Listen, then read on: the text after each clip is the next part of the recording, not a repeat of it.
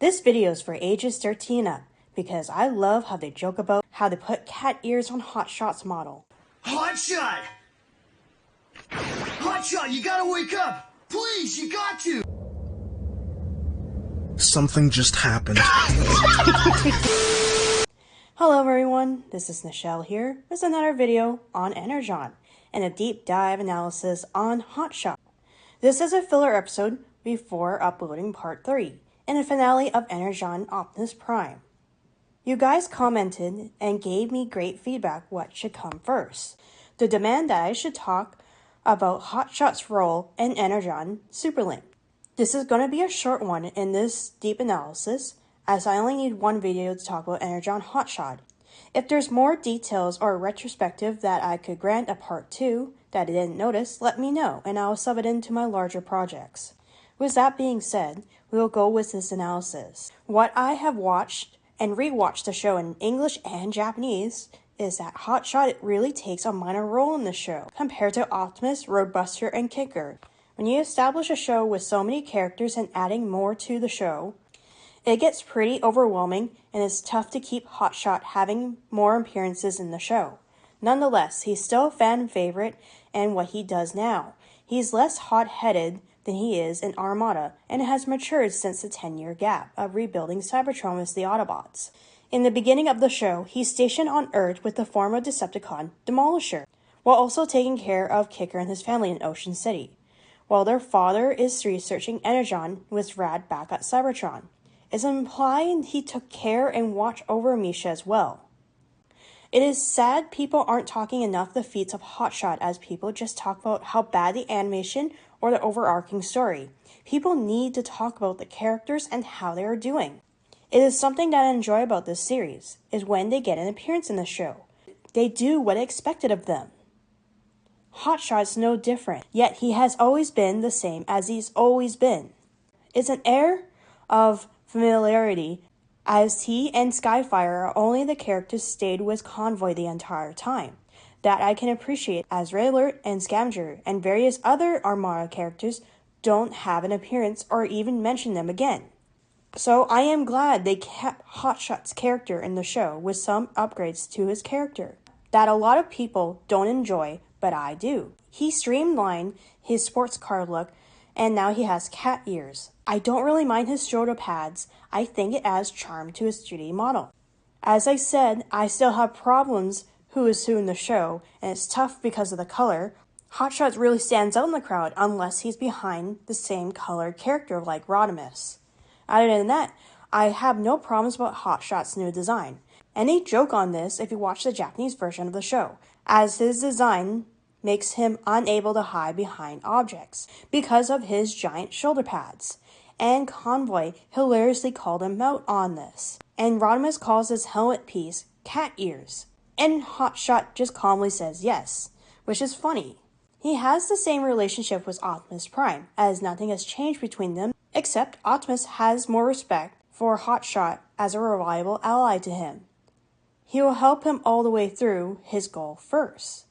As I don't want to ruin your experience in this show, as you should go into Energon or Superlink with low expectations. They do have some silly moments and very heartfelt as well. If you watched through the previous season, it adds extra weight to the show. And yes, he has toned down his personality. It doesn't change the fact that Hotshot still cares about Convoy's well-being and is willing to do whatever it takes to get Convoy's needs met to his standards.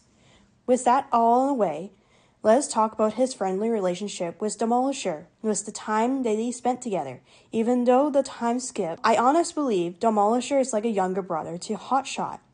It was a missed opportunity to develop their brotherhood just for Demolisher to betray and die for the Decepticon cause, which I will never forgive as much as I hate the treatment they did to Starscream. Whatever I can gather on Hotshot's relationship with Demolisher, he still hates Hotshot and the other Autobots to put him in this position to defend Ocean City.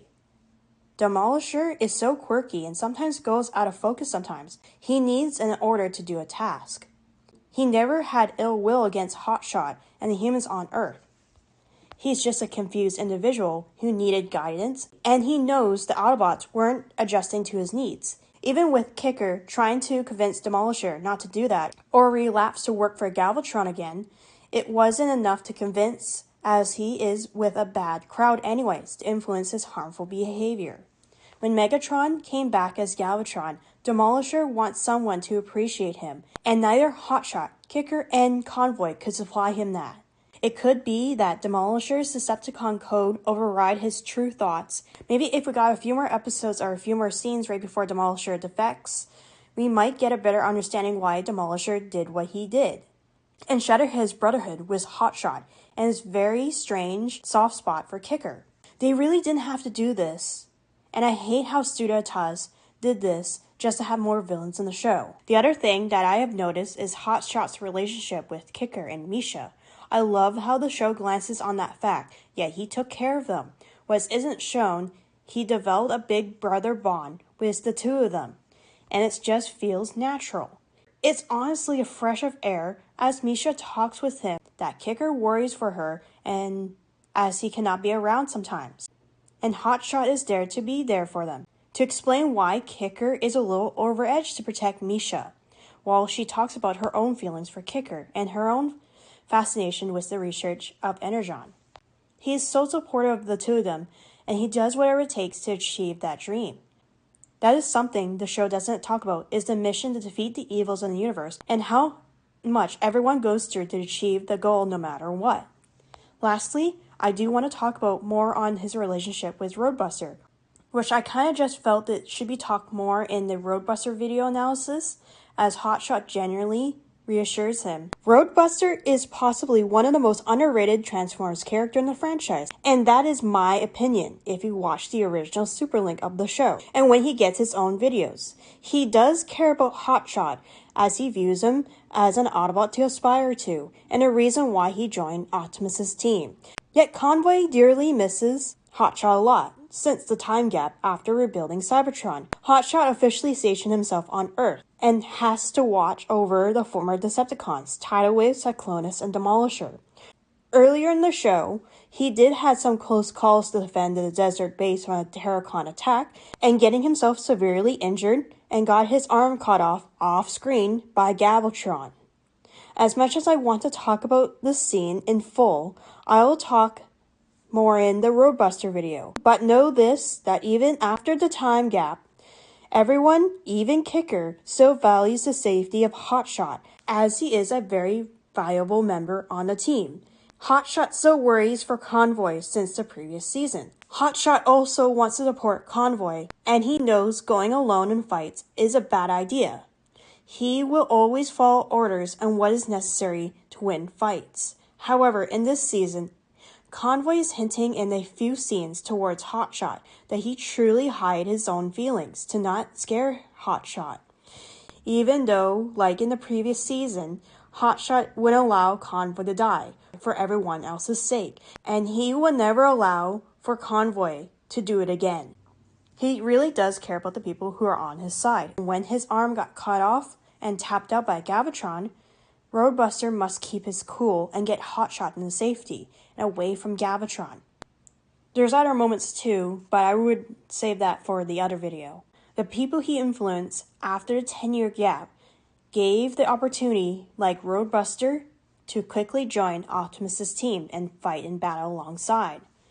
He is pretty minor character in the Energon show, but at least him and Skyfire were saved from being heavily mistranslated like the human characters in Energon.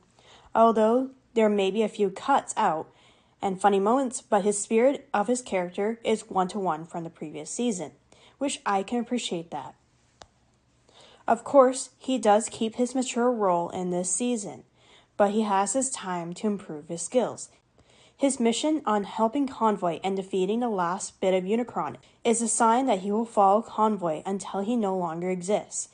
His hot-headed personality has toned down since Armada, but it's not forgetting Unicron's terrifying influence on Hotshot, as he sensed him first, or a piece of Unicron disguised as an asteroid.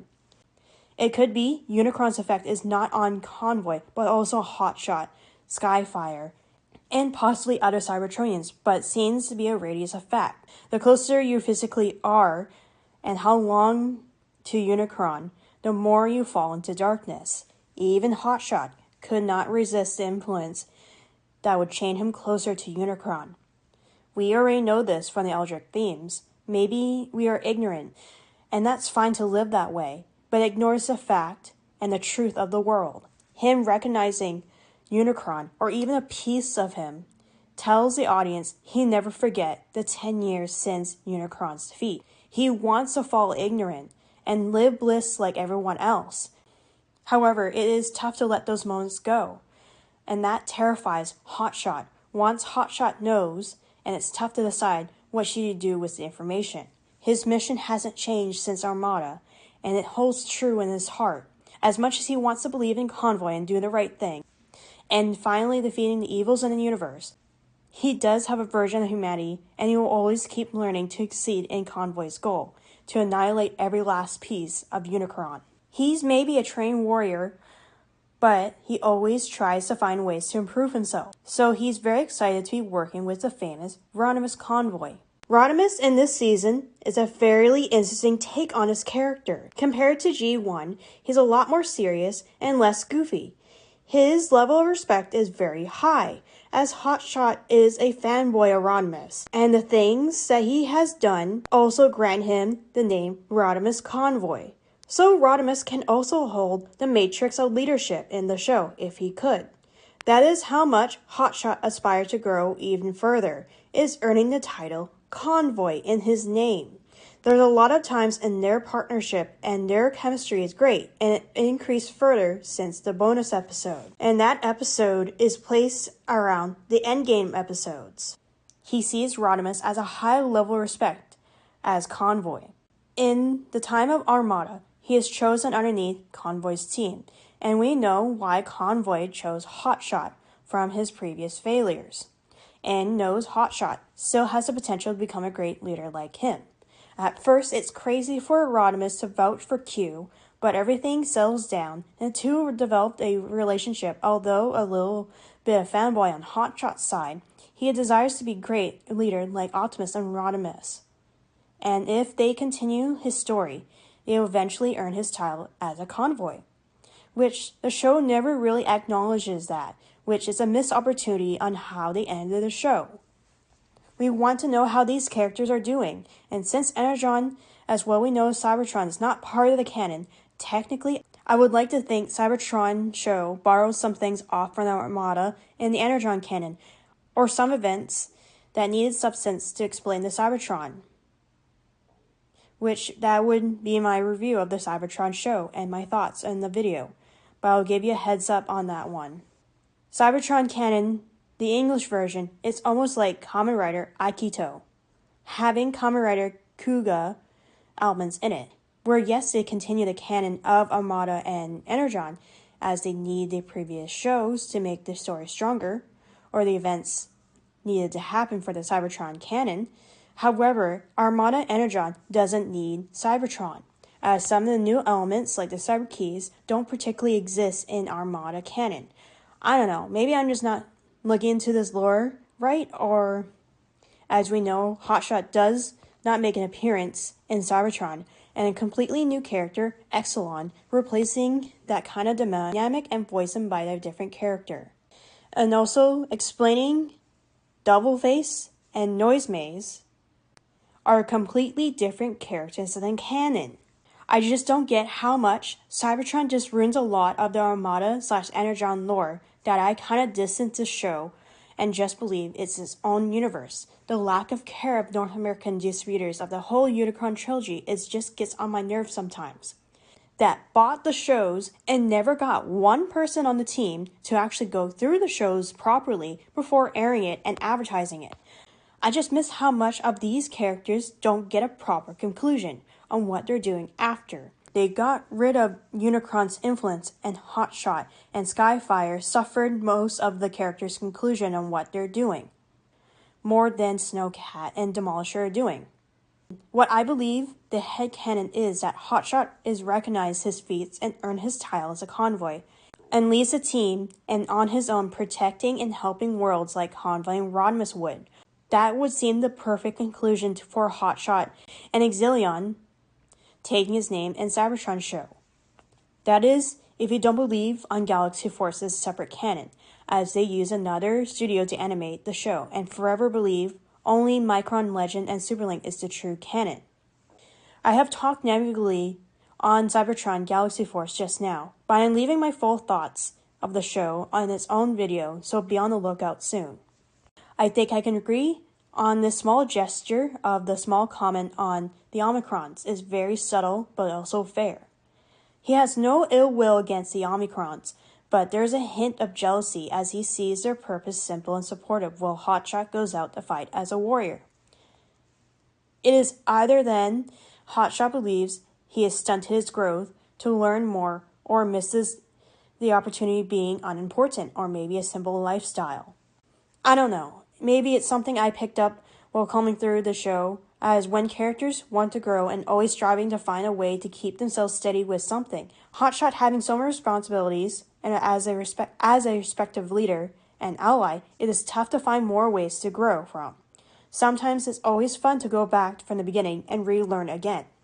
Is an aspect of humanity that I haven't touched on from the Optimus video, where you would go from here. You already strive for your peak. You would start again from zero. No matter how many times Hotshot fails his mission, he understands he must restart from zero. And zero, you can restart multiple times, as zero is nothing. It is the beginning. I understand his jealousy came from and what he wants in life. A life with no resistance. He chose the path of a prime anyways, and since Armada accepted the fact that one day he will gain the matrix of leadership. That is why his appearance in Energon changed, albeit goofy at times. Wants to be the best on what he does, similar to Optimus, and whatever he takes to save the universe. I guess that's all I need to say about Hotshot's character in Energon. Unless there's some other things I missed, it would be posted on my other channel discussing the little and mundane things. You all have a nice day, and wherever you are, I'll see you soon in the next video. Goodbye. Bye-bye.